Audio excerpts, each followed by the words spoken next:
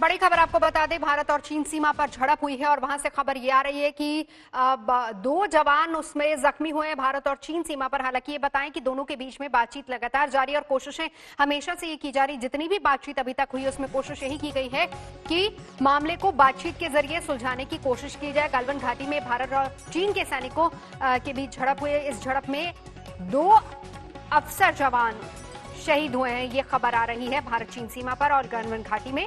और यही वो एरिया है जहां पर सबसे ज्यादा टेंशन है और इसी को लेकर अभी तक बात नहीं बन पाई। दोनों देशों की तरफ से हमेशा से यही बात की जा रही है कि बातचीत के जरिए मामला सुलझाया जाएगा। गौरव सावंत, लेकिन लगता नहीं है कि चीन बातों से मानेगा। नहीं, बीती रात यही हुआ कि जब चीन की सिपाहियों को पीछे हटना था तो उसमें तनातनी हुई भारत और चीन के सिपाहियों के बीच। और खबर ये आ रही है जिसकी पुष्टि आधिकारिक तौर पर अब भारत सरकार ने कर दी है कि हमारी सेना के 1 अफसर और 2 जवान वास्तविक नियंत्रण रेखा पर जो तनातनी थी उसके चलते वो मारे गए हैं। और इस समय खासा तनाव है वास्तविक नियंत्रण रेखा पर। ये पेट्रोल पॉइंट 14-15 के पास का इलाका है जहां पर बीती रात भारत और चीन की सेना के बीच चीन की सेना के विड्रॉल को लेकर थोड़ी ठन गई थी। अभी तक प्रारंभिक इतनी ही जानकारी आई है नवजोत। लेकिन गौरव, सबसे बड़ी बात तो ये कि बातचीत के जरिए जो मामला सुलझाने की बात हो रही थी, क्योंकि हर दिन बातचीत हो रही है और ये स्पेसिफिकली वही एरिया है जहां पर सबसे ज्यादा टेंशन है।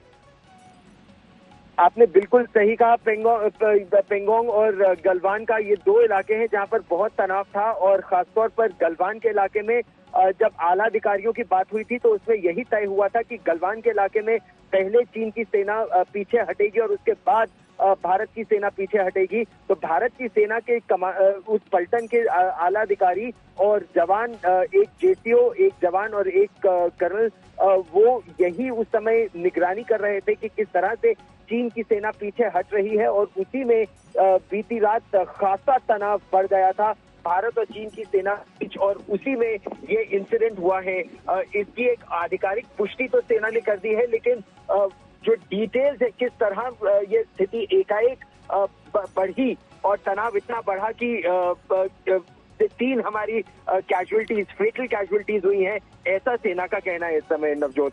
बिल्कुल, 3 कैजुअलिटीज की खबर आ रही है जिसमें 1 ऑफिसर और 2 जवान की बात आप कह रहे हैं। पेट्रोल पॉइंट 14-15 का ये इलाका है जहां पर ये झड़प हुई है। लेकिन अब इसमें बड़ी बात यह है कि अब जब बातचीत की बात आएगी, क्योंकि एक तरफ तो डिप्लोमेट और दोनों स्तरों पर बातचीत जारी थी, मिलिट्री स्तर पर भी बातचीत जारी थी और खुद चीन ने आगे आके यही कहा था कि बातचीत के जरिए मामला सुलझाएंगे। तनाव यहाँ पर अब नहीं हुआ। इससे पहले आपको याद होगा कि उत्तरी सिक्किम में भी जब 9 मई को तनाव हुआ था, वहां पर भी काफी झड़प हो गई थी, जब 15 से ज्यादा सैनिक वहां पर भी घायल हुए थे। लेकिन यहाँ पर जो कैजुअलिटीज हुई है, ये बहुत बड़ा अब सवाल है कि आगे रिश्ते कहां जाएंगे। क्या बातचीत रास्ता है या फिर भारत को इससे आगे बढ़कर कोई और सख्त कदम उठाने की जरूरत होगी?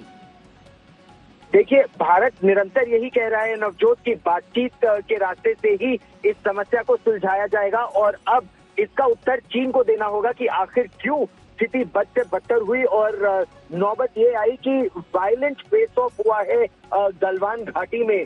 सेना के औपचारिक स्टेटमेंट में ये कहा जा रहा है कि गलवान घाटी में जब बीती रात पुल बैक हो रहा था तो उसमें एक वायलेंट फेस ऑफ हुआ जिसमें कैजुअलिटीज हुई हैं और इसमें 2 सिपाही और 1 अफसर की कैजुअलिटी हुई है। और इस समय दोनों ही देश के जो सीनियर ऑफिसर्स हैं वो इस सिचुएशन को डिफ्यूज करने के लिए, क्योंकि तनाव बहुत ज्यादा बढ़ गया है और वो अब इस सिचुएशन को डिफ्यूज करने के लिए बातचीत कर रहे हैं।